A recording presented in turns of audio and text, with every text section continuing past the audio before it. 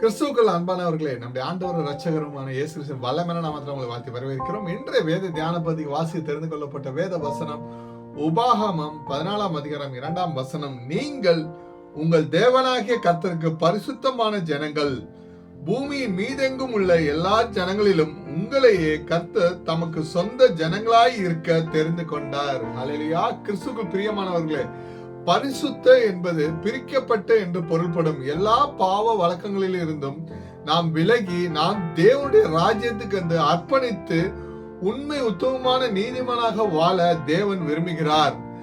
நம்மை ஒவ்வொருவரையும் தனது விசேஷித்த நோக்கத்திற்காக தெரிந்து கொண்டார். தேவன் நம்மை அவரின் அழியா சொத்தாக கருதுகிறார். இது தேவனின் மிகுந்த அன்பையும் பாதுகாப்பையும் உரிமையும் பறைசாற்றுகிறது. ஹல்லேலூயா. நம்மை உலக போக்கில் இருந்து பிரித்து தேவனுக்கு உகந்தவர்களாக வாழ அழைப்பித்தார். இன்று வருடத்தின் முதல் ஓய்வு நாளாய் காணப்படுகிறது. இந்த நாளில் தேவனை துதித்து ஆராதித்து மகிமைப்படுத்தும் போது தேவன் நம்மை ஆசீர்வதிக்க வல்லவராய் இருக்கிறார். நம்மை அழைத்த தேவன் உண்மை உள்ளவர். ஹல்லேலூயா. நம்முடைய கர்த்தராகிய இயேசு கிறிஸ்துவின் கிருபை உங்கள் அனைவரோடும் கூட இருப்பதாக. ஆமென்.